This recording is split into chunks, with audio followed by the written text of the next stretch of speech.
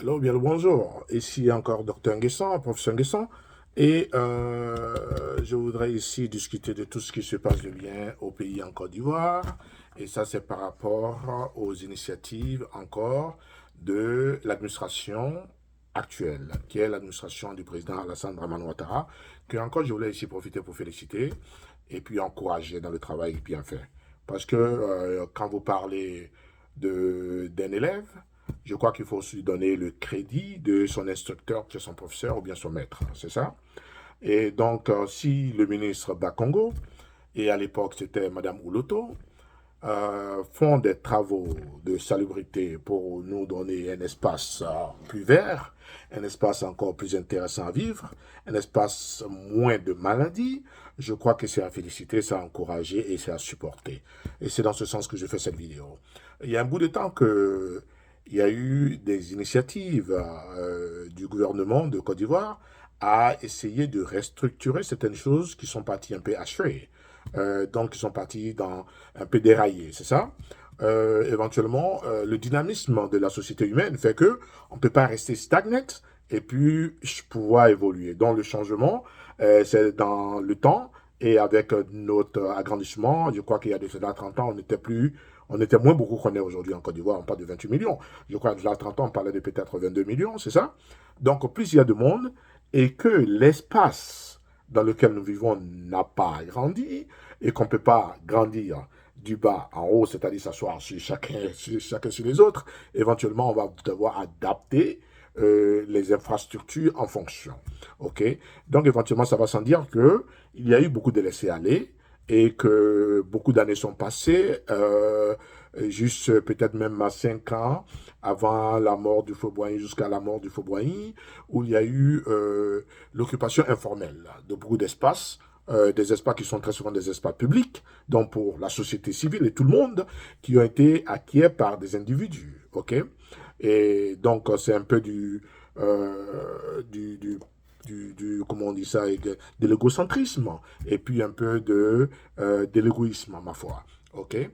Et la tendance, c'est que toutefois qu'on va déguerpir des gens, que ce soit à Djamé, que ce soit à Yopougon, que ce soit à Bobo, à la Ferraille, ou alors des mamies qui font des allocaux, des trucs dans la rue, tout le monde a cette tendance-là de pleurer, de dire que, mais écoute ici, tu nous as cassé notre endroit, il faut nous donner un endroit, comme si le gouvernement leur devait un endroit quelconque.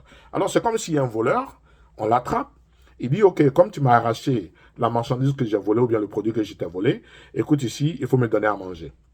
Ok? D'abord, c'est un peu arbitraire, ça n'a pas de sens, c'est un peu inconscient d'ailleurs. Et l'autre complainte de temps en temps, c'est de dire que on nous a pas avertis. Comme ça, un matin, on était là, je suis allé au travail, les enfants m'ont appelé, on dit qu'on a cassé le coin. Bon, pourquoi vous racontez des histoires? Ça n'existe pas des choses dans le genre. Peut-être que vous, personnellement, vous n'avez pas été avertis, mais très souvent, où vous vivez, ce n'est même pas pour vous parce que vous êtes en location. Très souvent. Et même les propriétaires de terres, c'est des terres qui ont été léguées par leurs parents ou grands-parents. Donc, les signatures d'alors de parents ou grands-parents n'étaient pas au courant. Ces papiers ont été détruits, ce n'était pas digitalisé. Donc, éventuellement, ils ne savent pas ce que c'est. Et aussi, d'après mes informations, parce que j'ai fait pas mal de recherches, fait des appels, n'est-ce pas, à quelque niveau que ce soit, je ne vais pas citer ici le bureau, et qui m'ont confirmé avec des documents sûrs que oui, les gens étaient avertis. Un an, il y a de cela, il y en a même il y a 10 ans de cela. Par exemple, en Côte d'Ivoire, on dit, oui, ils ont construit le pont Feu-Boigny. I mean, I'm sorry. Le pont Haricona Bélier.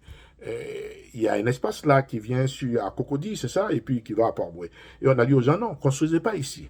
Dans le plan du Grand Abidjan, ici, ça doit être une route. Et ça, c'est depuis l'incession de l'indépendance, depuis Houphouët-Boigny, qu'on a établi le plan d'Abidjan, qu'on a eu dans la tête aussi qu'on va étendre. Quand les gens vont grandir, comme c'est un centre portuaire, comme c'est un centre d'affaires, c'est le centre, même le cerveau, qu'on appelle euh, processor, l'élément central de l'économie de Côte d'Ivoire. Éventuellement, il y a une projection économique qui démontre que ça va s'agrandir. Donc, on fait le plan du Grand Abidjan qui aujourd'hui inclut, je crois, si c'est pas peut-être à côté de Bassam, pas Bassam, c'est ça, Benjerville du moins, voilà, qui devient un quartier d'Abidjan, c'est ça. Et on va jusqu'à Niamant qui devient un quartier d'Abidjan, ok. Et on va jusqu'à Oussa de l'autre côté à Yopougon, on part de Jesco, on s'en va maintenant à Dabou. OK? Et donc, c'est dire que ça va grandir, ça va grandir, ça va grandir. Peut-être un jour, ça sera à l'instar de New York, OK. Et donc, bon, ça ne peut pas s'arrêter, c'est ça? Tant qu'on n'a pas délocalisé, ça aussi, c'est une vidéo que j'avais faite, à l'instar de la République, pour leur demander de chercher de localiser la situation, pour décongester un peu Abidjan, afin que le coût de maison soit moins cher. Vous pouvez aller regarder sur ma vidéo. À propos, ma page sur Facebook, ah mais pas Facebook, Google, YouTube, c'est Global Policy. Donc, Global, c'est quoi ça? Underline, OK? Policy. Donc, c'est Global, et puis, c'est pas trait d'union, mais j'oublie comment on appelle ça. C'est très bas ou quelque chose comme ça. Donc, global, Global, le tiret, et puis policy qui est Policy. OK? Global policy, qui signifie seulement la politique publique mondiale. Donc, c'est pourquoi je discute des faits de politique publique, de société, des faits d'économie, des faits de santé, de tout ce qui touche la société civile et le bien-être de l'humanité, puisque c'est mon domaine. C'est là que je suis un expert. C'est là que je fais des recherches. C'est là que je continue de faire des recherches. Donc, je suis professeur en politique publique et administration. Donc, ça veut dire que la politique publique, qui est d'envergure l'économie de la société, la santé de la société, le business de la société, le coût de la société, donc tout ce qui englobe les jour pour jour, la vie de jour pour jour de tout le monde. Et dans ce sens-là, je dois intervenir dans ce débat qui se tient depuis un bout de temps en Côte d'Ivoire, c'est ça? Ma recherche dernière, mon manuscrit dernier, qui a été publié sur les journaux académiques à travers le monde, notamment ResearchGate, avec Google Scholar, puis ProQuest, qui sont les plus prominents ici aux États-Unis, n'est-ce pas? Parmi les plus prominents, pas seulement les plus prominents. Le titre, c'est Waste Management Process and Malaria-Induced Child Mortality in Côte d'Ivoire. OK? Donc, Waste Management Process, c'est le processus de management de la gestion des déchets. OK? Waste, c'est déchets, des déchets, et la mortalité infantile causée par le paludisme. Donc, j'ai cherché et que j'ai trouvé que, éventuellement, 70% de la mortalité infantile en Côte d'Ivoire est causée par le paludisme. Et que le paludisme est causé par la piqûre du moustique. Et que parmi les moustiques, il y a ce qu'on appelle l'anophèle, certaines species de moustiques. Et la femelle de l'anophèle se nourrit pour ses œufs, pour sa reproduction, de sang. Pas seulement de sang humain, mais de sang. Mais comme nous les humains, nous sommes nus, voyez-vous, on n'a pas trop d'air, de poils, hein, donc nous sommes plus nus, nous sommes encore très prisés de par ces moustiques-là, qui, quand et encore dans cette continuité, ce qui donne l'espace et les moyens de fertilisation ou alors d'agrandissement de ces moustiques, de prolifération de ces moustiques, c'est les environnements malsains. Malsains donnent les immondices. Parmi ces immondices, il y a des boîtes. Il y a des endroits creux, il y a des nids de poules, et il y a des carnivores. Et tous ces endroits qui font qu'il y a des boîtes qui contiennent, qui réservent de l'eau, même quand il n'y a pas de pluie. Et ces eaux souillées sont vraiment les nids des moustiques. Et en Côte d'Ivoire, le paludisme est de différents genres. Enfin, c'est pas seulement en Côte d'Ivoire, il y a beaucoup de différents genres, comme malaria, ou alors au Valley, ou alors falciparum. Et le plus dangereux, c'est ce que nous avons en Côte d'Ivoire, qui est le falciparum. OK?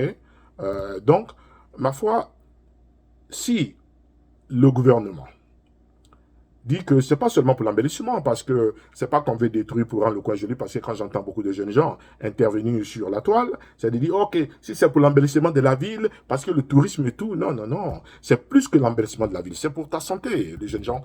OK? C'est pour notre santé. Voyez-vous qu'autour de ces routes, il y a les achékédromes, les allocodromes, tous les dromes, hein, OK?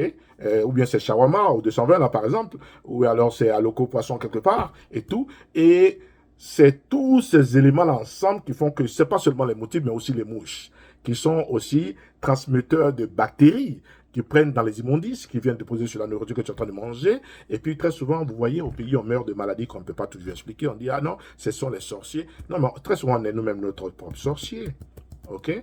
Si tu ne te laves pas les mains et que tu manges dans une assiette qui n'est pas propre, ou alors tu manges dans un air qui est un peu contaminé, ma foi, tu vas contracter des maladies et que tu ne sauras pas parce que ces maladies sont très souvent vénériennes, ou alors des bactéries microbiales, ou alors microbiaux, ou alors c'est des virus. Et donc tous ces éléments qu'on ne peut pas voir, que rien qu'au microscope après des études, n'est-ce pas?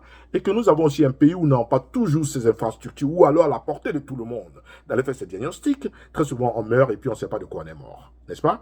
Mais mieux vaut prévenir que guérir. Et alors si nous pouvons, ma foi, ensemble, accompagner le gouvernement dans ses efforts. Et quand j'ai cité plus haut dans la dernière vidéo par rapport au président Alassane Ouattara qui a ajouté à l'édifice du Faux-Boigny pour nous donner une vie meilleure, bon, il n'y a pas eu beaucoup d'interventions, mais alors je continue.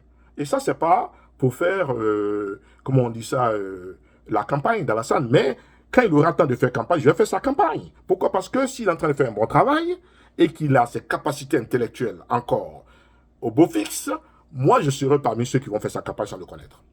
Pour vous encourager et donner mes raisons. Ce n'est pas juste parce qu'il est du là, parce que d'ailleurs, je ne suis pas du là, moi. OK? Mon nom l'indique, hein, je suis Kwame Nguessan. OK? C'est vrai, je suis Ablaye aussi parce que je suis musulman, mais je suis Kwame Nguessan. Kwame Nguessan de Daoukro. Voilà. Donc, c'est dire que je suis baoulé. Voilà. Je suis baoulé de Daoukro, ce n'est pas d'un village de Daoukro, de la ville de Daoukro. OK? J'ai expliqué ça plus tôt. OK? Donc, c'est dire que quand quelqu'un est bien, et surtout quand on est ivoirien, qu'on ne se voit pas en baoulé, on ne se voit pas en Adjoukro, on ne se voit pas en Atché, on ne se voit pas en Abé, on ne se voit pas en Guéry, on ne se voit pas en Béton, on ne se voit pas en Djoula, on ne se voit pas en Sénoufou, on se voit en Ivoirien, il faut appeler les choses par leur nom. Quand quelque chose est bon, il faut l'apprécier. Il faut boigner était bon et tout le monde le chante aujourd'hui. Les Djoula sont les premiers à dire qu'il faut boigner était bon. Les Moussi, même qui ne sont pas de Côte d'Ivoire, sont les premiers à dire qu'ils ne sont pas bons. Et il y en a qui sont venus en Côte d'Ivoire pour y rester, pour devenir des Ivoiriens. Et ça aussi, c'est nos frères qui reconnaissent que Sangoulé Lamizana était l'ami de Houphouët-Boigny, le frère de Houphouët-Boigny, n'est-ce pas? Le Moro Naba, qui était un père spirituel de Houphouët-Boigny aussi, qui l'ont conseillé à devenir le grand homme qu'il est. Donc, je crois qu'il faut apprécier l'homme à sa juste valeur et que si il y a lieu de faire une campagne, je vais faire sa campagne. Je vous dis en avance. Mais là, ce n'est pas une campagne. C'est de reconnaître les bienfaits d'un travail bien fait. OK? Un travail bien fait. Quand tu as un ami qui n'est pas bien ou qui ne fait pas quelque chose de bien, qui aime bien châtie bien, il faut dire la vérité à ton ami. C'est ça? Mais quand tu as quelqu'un qui n'est même pas ton ami, mais qui est bien, il faut lui reconnaître sa force. Il faut l'accompagner. Il ne faut pas le détruire. Il ne faut pas lui mettre les bâtons dans les roues. OK? Donc, cette attitude, ma foi, qui est un peu déplacé, excusez-moi le terme, de dire que tu nous as déplacés, il faut nous placer. Le gouvernement ne vous doit pas de vous placer. Le gouvernement a un devoir, ce devoir c'est de vous protéger, de nous protéger. Le devoir c'est d'assainir l'environnement dans lequel nous vivons. Le devoir c'est faire de sorte que nous ayons de l'eau potable, nous ayons de la lumière, nous ayons de l'électricité, nous ayons encore les infrastructures modernes comme l'Internet, n'est-ce pas, pour pouvoir communiquer. Nous ayons les moyens de pouvoir activer, faire des actions nécessaires pour faire des affaires nécessaires. Mais la plupart d'entre vous qui êtes à Abidjan, combien d'entre vous qui viennent d'Abidjan en fait? Chacun d'entre vous a un village. OK? Chacun d'entre vous a un village. Et donc, pourquoi est-ce que vous êtes à Abidjan si vous n'avez pas de maison à Abidjan? Vous n'avez pas beaucoup aimé cette vérité, mais c'est une vérité. Si encore les Hébreux se plaignent, je peux comprendre. Mais quand Madou se plaint qu'on a cassé la casse et qu'on a qu'à le carber quelque part, il n'a qu'à aller à Korogo, ou bien il n'a qu'à aller à Oudjene, ou bien il n'a qu'à aller à Makono. Aussi simple que ça. Parce que moi, je suis à Abidjan, et qu'on me casse mon coin, qu'on me dit que je n'ai pas de coin à Abidjan, moi, je retourne à Daoukro pour aller travailler, c'est chez moi. Aussi simple que ça. Maintenant, on va me dire, non, il n'y a pas d'activité là-bas, il y a beaucoup d'activités. La zone du nord de la Côte d'Ivoire, c'est la zone qui est mieux censée adaptée pour l'élevage. L'élevage des bovins, parce qu'il y a moins de mouches cessées. Le ministre dit qu'il vous dira mieux que moi. OK? Mais pourquoi est-ce que tous les jeunes de Guinée sont en train à la casse? Pourquoi tous les jeunes de Kachola sont à la casse? Pourquoi est-ce que tous les jeunes de Séguéla sont à la casse? Pourquoi tous les jeunes de Makono sont à la gare? Pour faire quoi? Ils sont Nyamuro, ils sont Coxer, et ils sont à la casse, mais ça se bagarre, ça s'entretue, ça se coupe avec les machettes. J'ai vu ces histoires-là, pendant que j'ai vu la ville de Séguéla, j'ai eu l'honneur de partir à Séguéla. Un beau paysage, un très beau coin, parce que j'ai un oncle qui faisait diamant à l'époque, à Séguéla. À Tortia aussi, j'ai eu l'occasion de partir à Tortia. J'ai eu l'occasion de partir à Tengrela et à Séguéla, à Minakachola. Malheureusement, je ne peux pas encore arriver à Oudjene. Et ça, c'est l'endroit où je vais visiter le plus, parce que c'est là-bas que je vais établir, je vais installer pas mal de bonnes choses pour moi, et dans l'effort de décentraliser aussi Abidjan, quand je dis, je vais aussi moi aussi m'ajouter à la cause pour avancer. Donc comme je disais plus tôt, si tu as la casse, et que tu fais des affaires à la casse, et que toujours on t'a dit, et puis on t'a même pas chassé en fait, on t'a déplacé pour dire que non, non, non, là c'est pas bien, c'est pas propre pour la société, qui sont que nous tous, on n'a pas le bien-être, mais c'est toi seul qui en bénéficie, donc on va nous déplacer pour nous mettre là pour le bien-être de tout le monde. Aujourd'hui, nous parlons de, comment on appelle, l'abattoir. L'abattoir, comment on tue les animaux là-bas, c'est ce qu'on appelle l'abattoir, c'est ça. On dépèce les animaux là-bas, c'est ce qu'on appelle l'abattoir, c'est ça. Donc ça veut dire que les excréments, le sang pourri, les mouches qui sont dans les environs, les moustiques, comme j'ai cité plus tôt, qui sont dans les environs, c'est la ville de Port-Boué, le village de Port-Boué, l'aéroport est juste à côté, c'est là que nous tous, nous allons pour travailler, voyager et tout autour, c'est là qu'on passe pour aller au Ghana, c'est là qu'on passe pour aller à la plage, tout le bel environnement. Et actuellement, je crois qu'on vient de construire un grand coin là-bas de divertissement ou alors de conférence, c'est ça? Alors, si on veut déplacer ces endroits pour qu'il y ait moins de moustiques, pourquoi est-ce que on va se plaindre de ça? Et qu'on nous amène un peu sur la périphérie. Et la périphérie, en fait, c'est pas une périphérie aujourd'hui, parce qu'Anyama n'est plus une périphérie. Anyama, fait partie du Grand Abidjan aujourd'hui. Anyama, c'est un autre quartier après Abobo. C'est là-bas qu'il y a Mbépé. Et Bempe, ou bien Mbempe, le stade à la Dramane Ouattara. C'est ça? Et pourquoi est-ce que ça devient un problème? Pourquoi toutefois que le ministre qui a été envoyé par le président, ma foi, de faire un travail de salubrité, dans un travail de propreté, pour ta santé, pour notre santé, il y a toujours des gens qui veulent lui mettre des bâtons dans les roues, lui faire la guerre. C'est même dommage que la dernière fois, j'ai vu le directeur de l'abattoir qui a cassé le téléphone d'un des représentants du ministère, n'est-ce pas, de l'élevage ou bien de l'halieutique, comme on appelle, chez Siliki Konaté, je crois que c'est le nom, je ne suis pas trop sûr, le jeune ministre de l'halieutique. Et lui manquait de respect, totalement. Sous le prétexte qu'il répond seulement du ministre du district d'Abidjan, Bakongo. Mais je suis certain que M. Bakongo ne lui a pas dit, parce que M. Bakongo, c'est un homme de l'ordre, d'après ce que nous voyons. OK? C'est un homme d'avancement et lui serait même le premier à déguerpir les gens là-bas d'ailleurs. Et quand il dit tu ne réponds pas du ministre qui est censé coordonner ce qu'il y a de beau et de propre et de la santé animale que nous consommons, et que tu es seulement, et je dis seulement, je m'appuie sur le seulement, directeur dont dirige les travaux là sur place. Alors, c'est une anarchie. Hein? C'est une anarchie. Et donc, ce n'est pas seulement la société civile de nous autres, les ordinaires, mais encore quelqu'un qui a été choisi par un ministère de diriger une section qui est en dessous de ce ministère, se prend à l'homologue, donc l'autre ministre, dans le même gouvernement. Ça n'a pas de sens. Quand tu es directeur, sous un ministre, tous les autres ministres sont tes patrons. Alors, j'ai dit plus haut que j'étais un scholar en politique publique et administration. Donc, voilà le côté administratif dont je peux parler, que je connais et que j'enseigne. OK? Donc, voilà un peu la vidéo d'aujourd'hui pour amener les gens à accompagner tout le monde. Ce programme va arriver à l'intérieur. Donc, qu'on ne s'apprête pas conséquent. Quand ça va arriver chez moi au village, qu'on va me dire que j'ai construit un bâtiment où il y avait quelque chose qui n'était pas bien, ce serait dommage, mais je serais obligé d'accepter qu'on casse ma maison. C'est dommage. Aujourd'hui, avec ce mouvement de lotissement, tout le monde fait des lotissements, il y a une prolifération d'architectes, d'autres crédibles, d'autres pas très crédibles, qui ont donné des documents n'importe comment, qui font des études un peu arbitraires, qui n'ont même pas de sens souvent. Et bon, au pays des aveugles, les bons sont rois. Donc, ils viennent dire aux villageois comme ça, et que je suis architecte, voilà mes dossiers, voilà le papier, il te prend un petit truc là, il met sur les pieds, et puis il te dit que je suis en train de prendre des mesures, il te trace des trucs bidons, et puis il te fait des papiers bidons, et puis il t'envoie, et puis bon, mais là, tu vends les terrains aux gens, les gens construisent, et puis demain, on va te dire que non, ça, c'est la voie publique qui va au Ghana. Hein. Et après ça, maintenant, il y a 30 ans. Donc, toi qui as acquis le coin, tu es mort. Ton petit-fils dit, mais nous, on est là, ça fait des années, ça c'est chez nous. Hein. Et comme l'habitude est une seconde nature, tout ce qu'on est habitué, on croit que c'est ce qui est juste, pas nécessairement. On voit un peu de changement dans nos cultures, non? Ça, c'est notre habitude, c'est notre culture.